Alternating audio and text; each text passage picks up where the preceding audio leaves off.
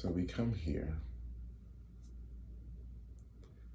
under this full moon in Sagittarius.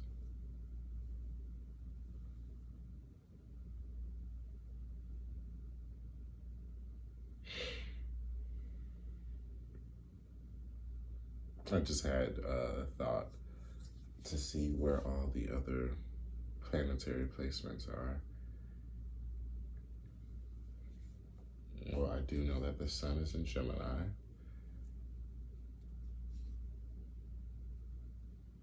Moon is in Sagittarius. I'm not sure where Mercury is. I know Mercury could either be in Taurus, Gemini, or Cancer. I know Venus is in Leo. I believe Mars is also in Leo. Jupiter is in the sign of Taurus with the North Node. Saturn is in Pisces. Uranus is in Taurus. Neptune is in Pisces. And Pluto is, I think, is it in Capricorn? It's either in Capricorn or Aquarius. We're back to this full moon because we are putting our attention on the moon, the placement of the moon. The cards that I have here. The Oracle is releasing fear. At the bottom of the deck, the tarot deck, is the Wheel of Fortune.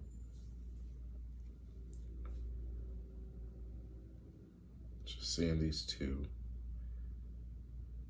cards, I immediately think of the Fool energy. The Fool energy. I think of the Fool energy.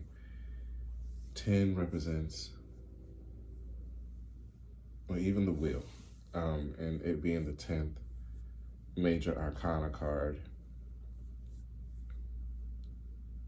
is symbolic of the ending of a cycle, beginning anew, leaving something behind. I guess it also makes me think of like tower energy, or even death energy. Because with death comes rebirth. And with the rebirth, we have to let go, we have to release things that are no longer serving us. So I feel like the overall energy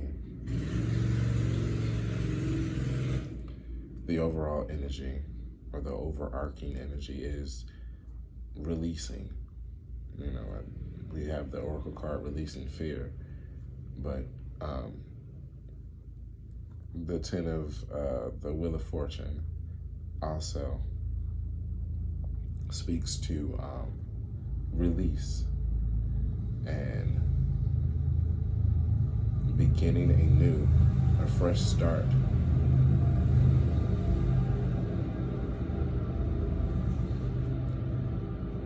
I am thriving. I am excelling. I am thriving. I am excelling. I am thriving. I am excelling. I am thriving. I am excelling. I am thriving. I am excelling. I am thriving. I am excelling.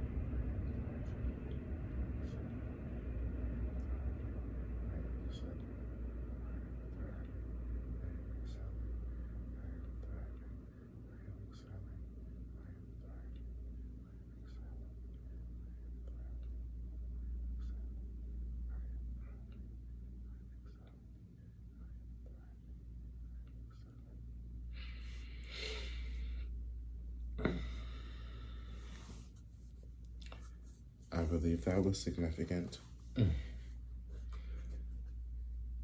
remind oneself, despite what is going on, or just wherever you find yourself in the process or on your journey, that you are thriving and you are excelling. Even in the moments of infancy, the beginning stages of things, where we don't know, where we have to learn, where we have to be open, where we have to be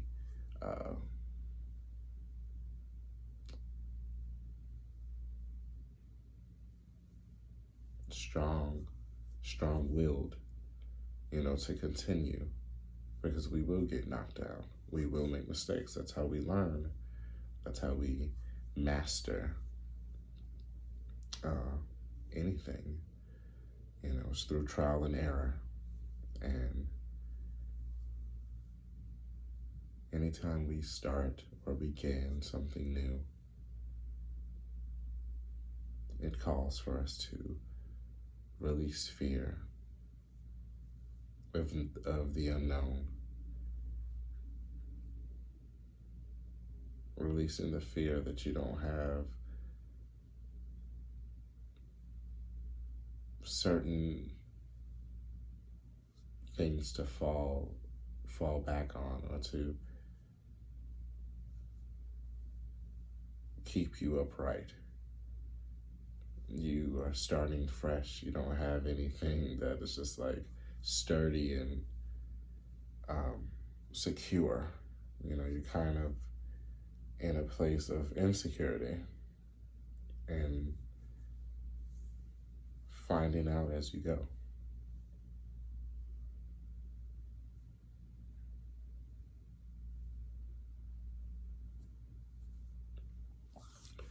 To get into the tarot, we have the 7 of Swords in reverse, the King of Pentacles, the 4 of Swords in reverse, the 3 of Cups, the 10 of Swords, and Temperance.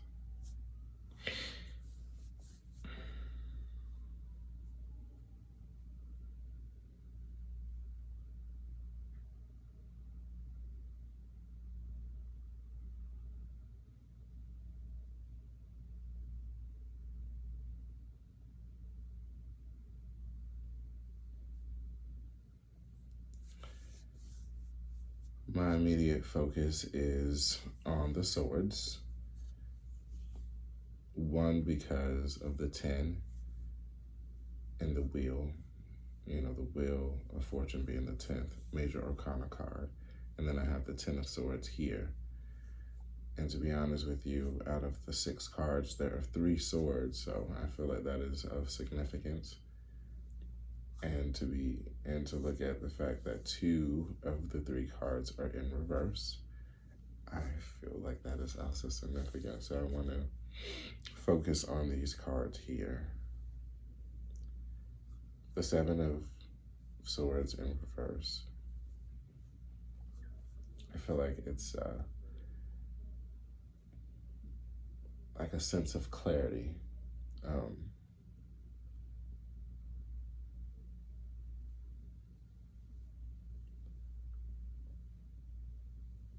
Having these options, or having options,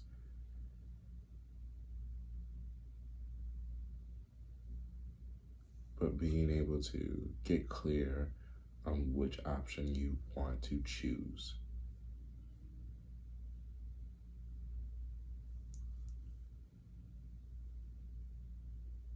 In the sense of a new beginning, I feel like this is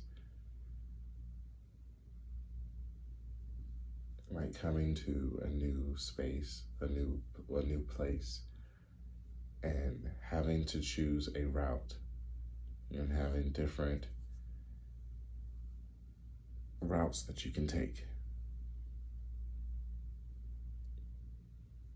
I feel like this card is symbolic of saying, I'm choosing this route.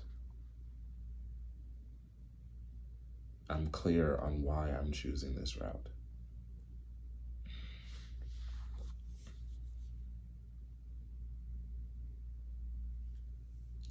The Four of Swords in reverse. I often think of rest, gaining clarity. The Four of Swords upright is a card that encourages us to slow down, to rest, to stew, to to get a grip, to ground ourselves in our thinking, to where we gain clarity,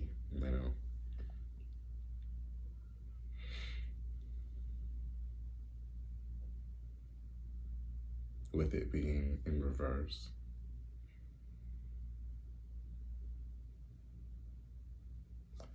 I feel like that's confirmation in saying that you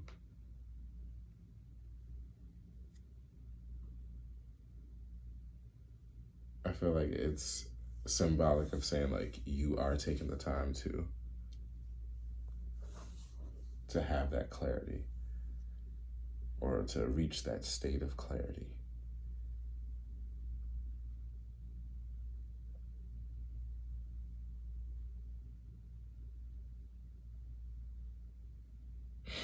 And then with the Ten of Swords upright, I feel like it's the end of this. Well, you know what? I was saying, I used the example of having, getting to a place with the Seven of Swords. I said that, you get to a place and you have these different routes to take. With this Ten of Swords, what just came up for me was, it's like having different voices in your head. These swords represent these different voices in the head.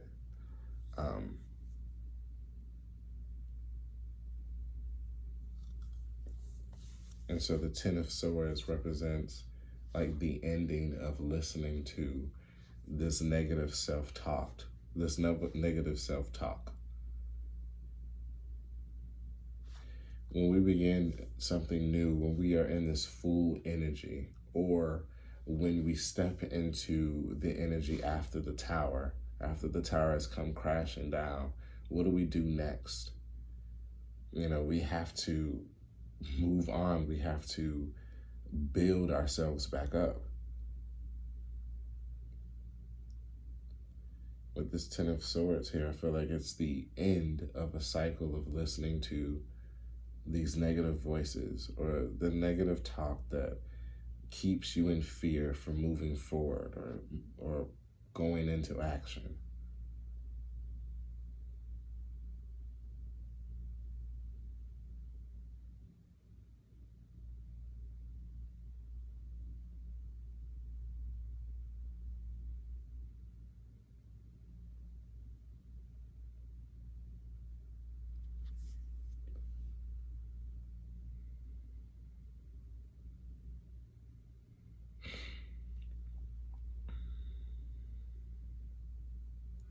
Now to visit the other three cards, we have the King of Pentacles, the Three of Cups, and Temperance.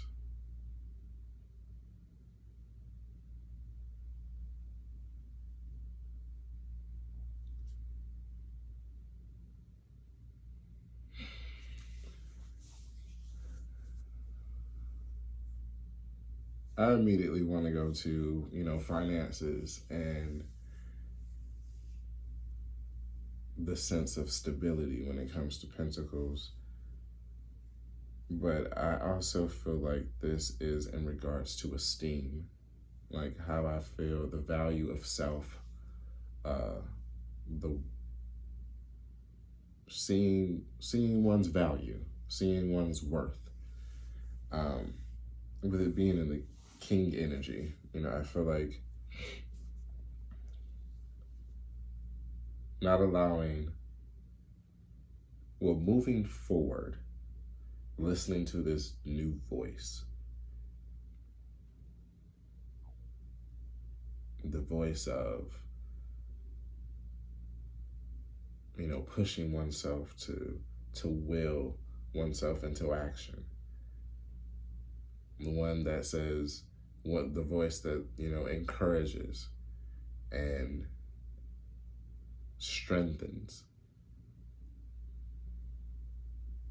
That the voice that pushes, it leads to an increase in value for self, or of self, like how you see yourself, or in the sense, how I see myself.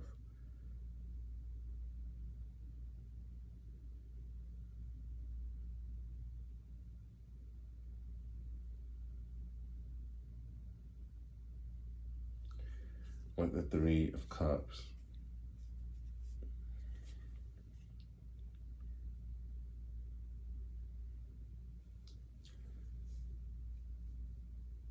this makes me think of like childlike energy, being playful,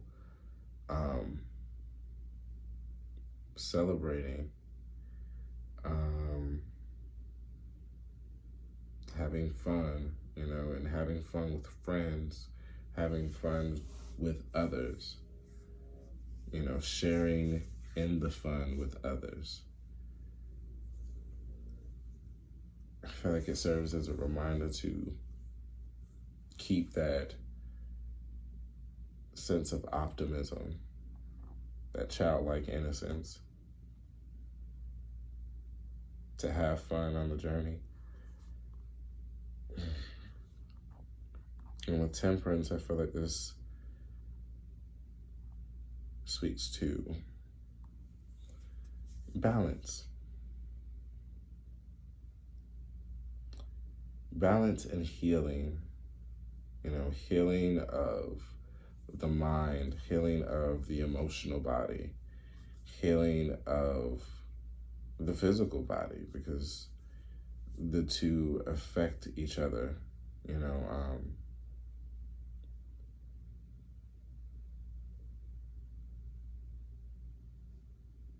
especially in regards to how we feel about ourselves. If we can't see value or worth within ourselves, we won't work towards releasing fear. We won't work towards liberating ourselves from the prisons of fear, the prisons of self-doubt.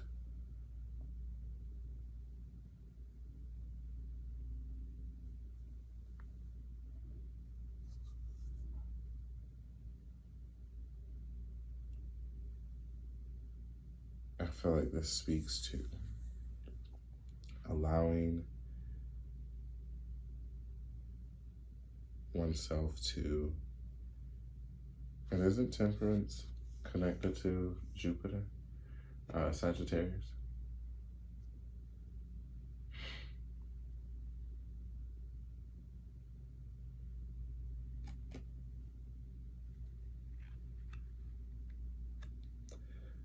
But I feel like, to wrap this up, I feel like the Temperance card is an invitation to allow yourself to heal.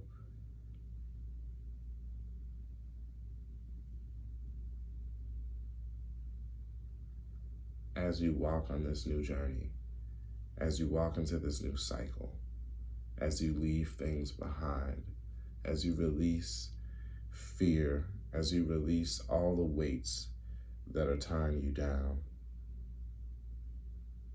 or as you begin to release the weights that tie you down. I don't want to just say all, because you're just not going to do everything right now, but as you begin to release the weights that bound you, that keep you in a state of fear, it keeps you attached to the fear. With this full moon energy, full moons calls us to release. It illuminates what we need to release.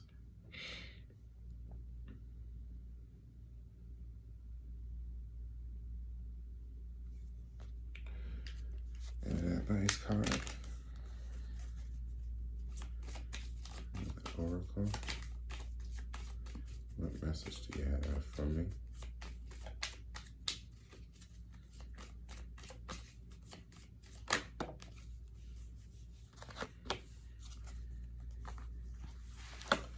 Expect a miracle. Have faith that your prayers have been heard and are being answered. Mother Mary.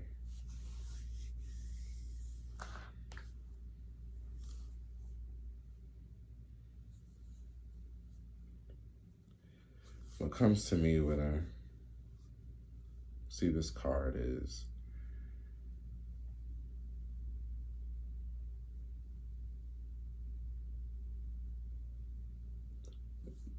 when we are in this full energy, it really calls for us to have faith.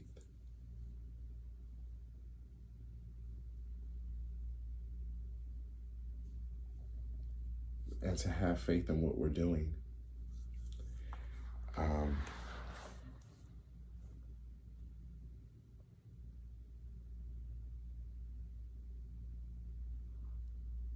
It's important for us to create a space for these miracles to happen. And we do that by having faith, by being open, by creating a space to be receptive.